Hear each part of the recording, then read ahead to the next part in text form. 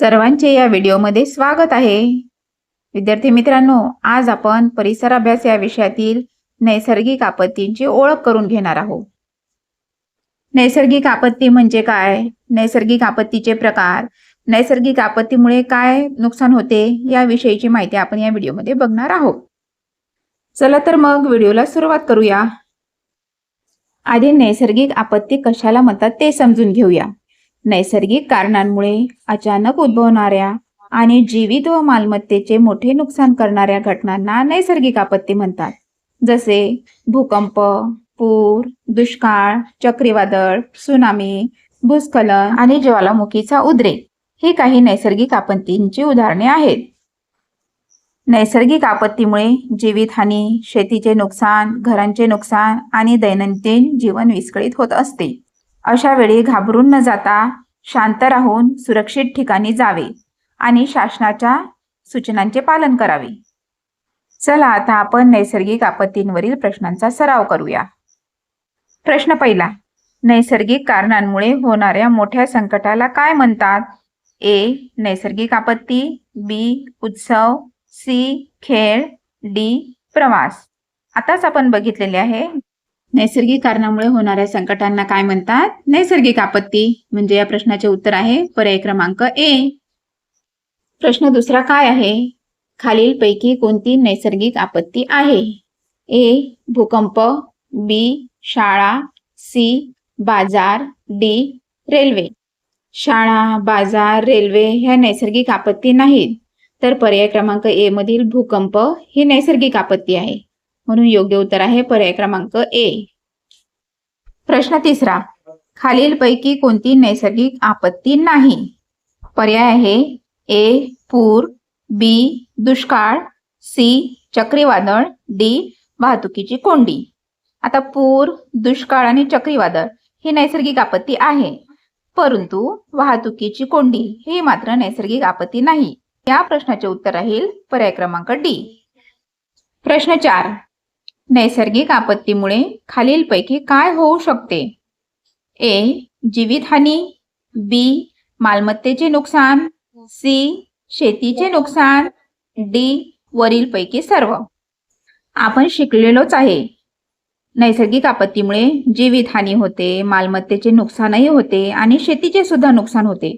म्हणजे या प्रश्नाचे उत्तर काय राहील? अगदी बरोबर, पर्याय क्रमांक डी. प्रश्न 5 काय आहे? खालीलपैकी कोणती नैसर्गिक आपत्ती पावसाशी संबंधित आहे?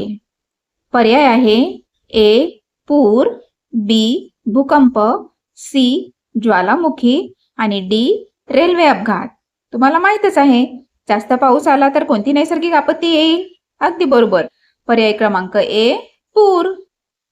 प्रश्न 6, खालीलपैकी कोणती नैसर्गिक आपत्ती पाण्याच्या कमतरतेमुळे होते? पर्याय आहे ए. पूर, बी. दुष्काळ, सी. भूकंप, डी. चक्रीवादळ. पाऊस जर कमी आला तर तुम्हाला माहित आहे दुष्काळ पडेल. म्हणून या प्रश्नाचे योग्य उत्तर आहे पर्याय क्रमांक बी. प्रश्न 7, खालीलपैकी कोणती नैसर्गिक आपत्ती पृथ्वीच्या हालचालीमुळे होते? ए. उष्णतेची लाट, बी. पूर, सी. दुष्काळ, डी. भूकंप. विद्यार्थी मित्रांनो, पृथ्वीची हालचाल झाली की जमिनीला भेगा पडतात. जमिनीला भेगा पडल्या की कोणती आपत्ती येईल बरं? अगदी बरोबर, भूकंप. म्हणून या प्रश्नाचे उत्तर आहे पर्याय क्रमांक डी. प्रश्न 8, नैसर्गिक आपत्तीच्या वेळी सर्वप्रथम काय करावे? ए. घाबरून पळावे, बी. शांत राहून सुरक्षित ठिकाणी जावे, सी.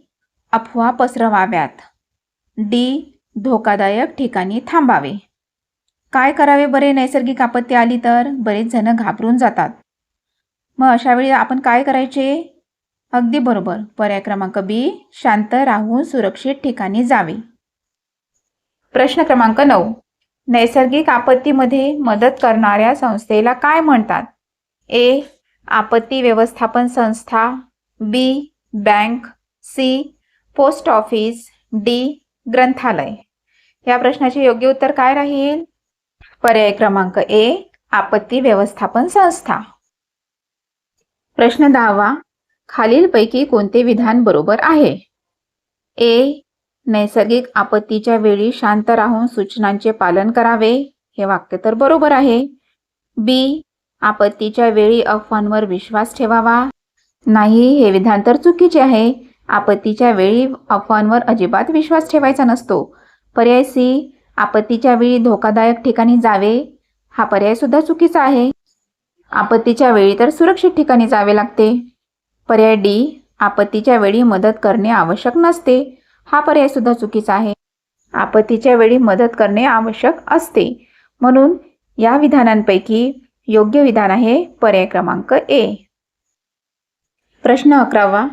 चक्रीवादळाची निर्मिती प्रामुख्याने कोठे होते? पर्याय ए. वाळवंटात. बी. समुद्रावर. सी. पर्वतावर. डी. जंगलात. योग्य उत्तर आहे पर्याय क्रमांक बी. समुद्रावर. चक्रीवादळ हे समुद्रावर निर्माण होत असते. प्रश्न 12. त्सुनामी निर्माण होण्याचे प्रमुख कारण कोणते? ए. मुसळधार पाऊस. बी. समुद्रातील भूकंप.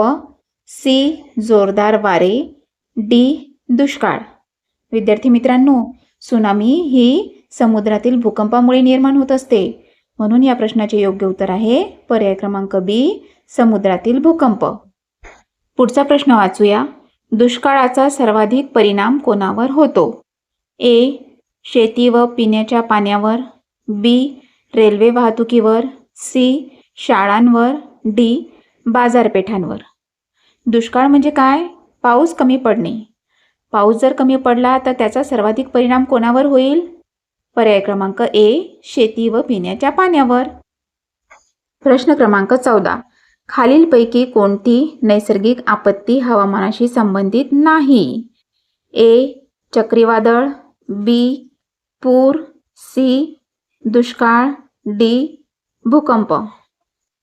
आता चक्रीवादळ, पूर आणि दुष्काळ हे हवामानाशी संबंधित आपत्ती आहेत. परंतु भूकंप हा मात्र पृथ्वीच्या भूगर्भातील हालचालींमुळे होतो. म्हणून या प्रश्नाचे योग्य उत्तर आहे पर्याय क्रमांक डी. भूकंप. पुढचा प्रश्न वाचूया. नैसर्गिक आपत्तीच्या वेळी सर्वप्रथम कोणत्या गोष्टीला प्राधान्य द्यावे? ए.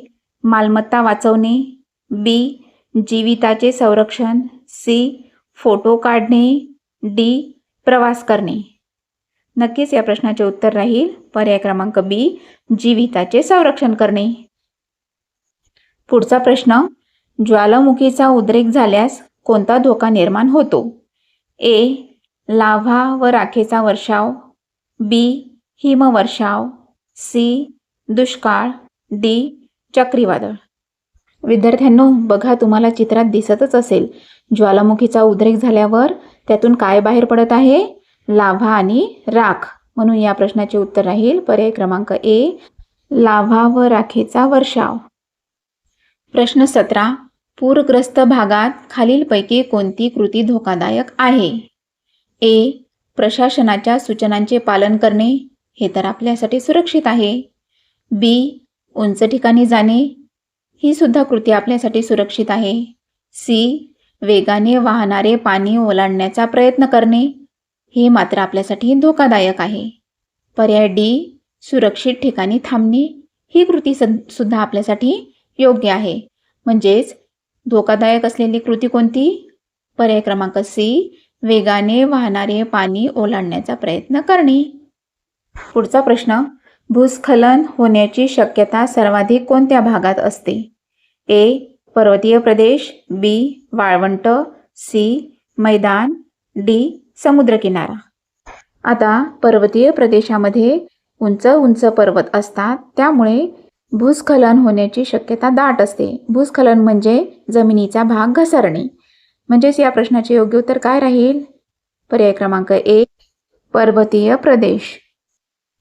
प्रश्न पुढचा. नैसर्गिक आपत्तीचा धोका कमी करण्यासाठी खालीलपैकी कोणता उपाय योग्य आहे? ए. आपत्तीपूर्व तयारी करणे. बी. अफवा पसरवणे. सी. प्रशासनाच्या सूचनांकडे दुर्लक्ष करणे.